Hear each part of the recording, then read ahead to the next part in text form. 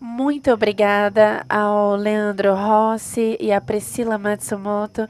Obrigada pelo gentil convite. É uma honra estar aqui. Eu vou tentar compartilhar a experiência.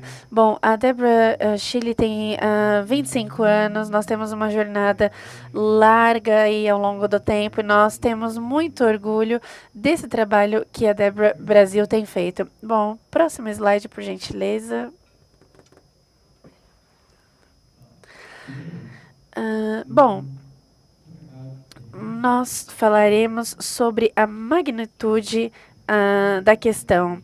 É muito importante relembrarmos o quanto que nós precisamos nos aprimorar em termos da magnitude da doença e quantos pacientes nós temos em diversos países. Há trabalhos voltados a cicatrizes na área de epidemiologia. E nós vamos mencionar aqui todos os países que tiveram o desenvolvimento da epidemiologia em EB em diversos países.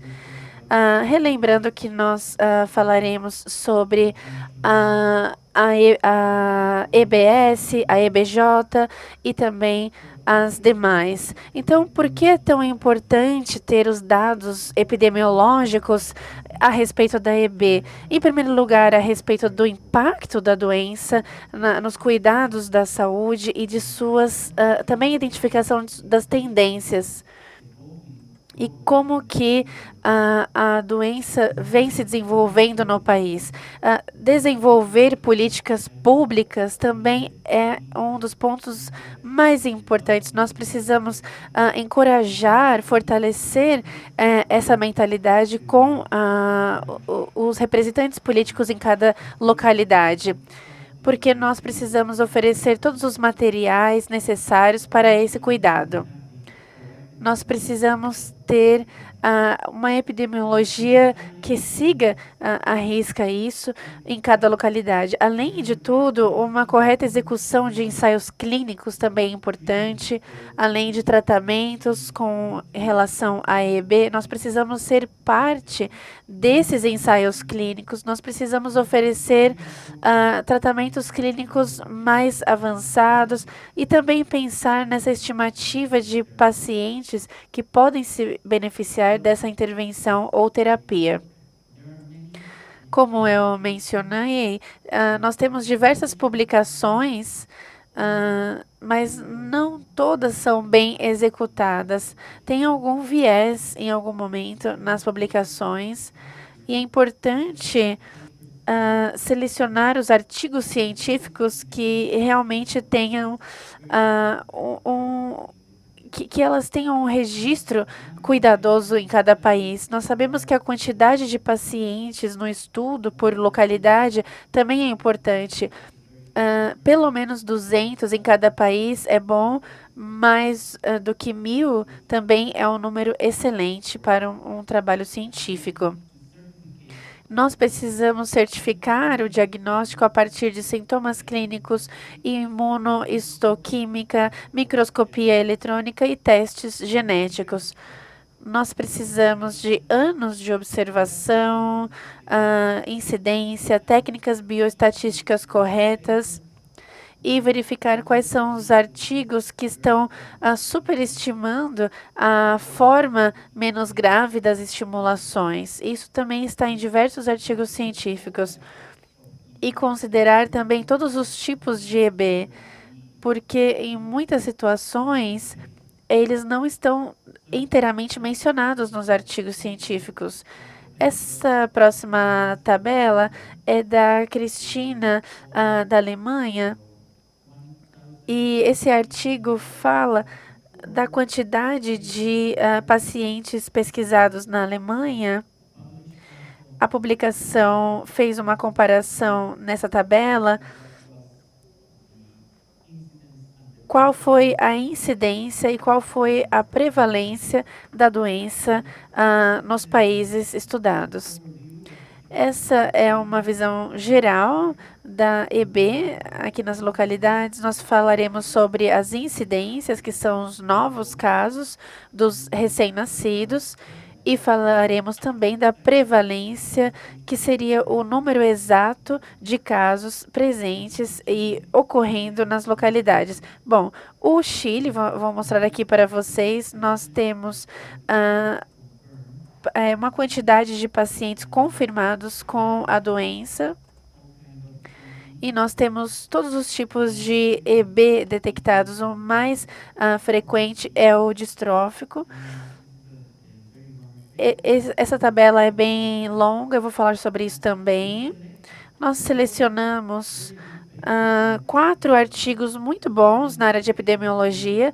O primeiro é o do Joe David Fine, que foi publicado em 2016, na área de dermatologia também. Esse artigo, ele permitiu que nós pudéssemos averiguar mais de 2.000 pacientes, e então essa quantidade de números estudadas para esse artigo foi muito bom. Bom, o próximo artigo foi do Petroff, publicado em 2022 na Inglaterra, depois na Alemanha. É um artigo também com qualidade alta de análise de dados, com mais de 1.700 pacientes estudados. E depois no Chile, que é um país menor, nós temos menos habitantes, mas nós temos uma sequência completa de análise de pacientes já registrados ao longo de 25 anos de estudo. Aqui nós podemos verificar a incidência de 7,8 nos Estados Unidos e 6,3 no Chile. E aqui nós temos um dado também de 32,5 na Inglaterra. Bom, com relação a EB de tem de juncional de uma quantidade alta de recém-nascidos, e o relacionado à distrofia na Inglaterra, nós temos uma incidência maior de 26,1%, e depois o QEB, que é uma incidência maior de 0,9 também na Inglaterra. E a quantidade total que nós podemos identificar, com maior incidência, relata 67,8% em relação aos nascidos. Aqui, nesta próxima tabela, que a Cristina publicou na Alemanha, essa é a quantidade de prevalência da EB por milhão de habitantes. Então, eu vou falar também sobre esses 4 artigos de alta qualidade. Então, aqui a verificação é por milhão de habitantes nos Estados Unidos, por exemplo, também considerando Reino Unido, e a Alemanha 28,44, ao passo que no Chile seria 3,6. Aqui há uma prevalência maior, importante, verificada na literatura, de 28,44. No caso da EB juncional, nós temos outra quantidade por milhão de habitantes, e o distrófico, que é o mais importante, na Alemanha, de 12,16. Bom, aqui em relação a KEB também, nós temos a quantidade total de pacientes por milhão de habitantes. Nós temos a Alemanha com um número maior também, de 54,03. Quando nós verificamos essa tabela e correlacionamos todos esses países, Desde 2023, nós incluímos também a publicação do Chile de 2024. Se nós calcularmos quantos pacientes poderiam haver no Brasil, se nós considerássemos as 4 publicações em artigo, nós teríamos a expectativa de 27,38 de prevalência, considerando 1 milhão por habitantes. Então, se nós considerarmos todas as publicações do mundo, nós teríamos em prevalência 28,11 em 1 milhão por habitante, comparando com o Brasil. Então, no Brasil, vocês têm cerca de 6.000 pacientes. É um número surpreendente, muitas vezes maior do que o que foi relatado nos Estados Unidos. Nós estamos falando dos grandes desafios com condições na área da saúde que deve preocupar o Ministério da Saúde no Brasil. Então, vai além daquilo que foi pensado para isso. Então, nós precisaríamos pensar em que tipo de EB nós temos aqui e qual é a mutação descrita para esses pacientes.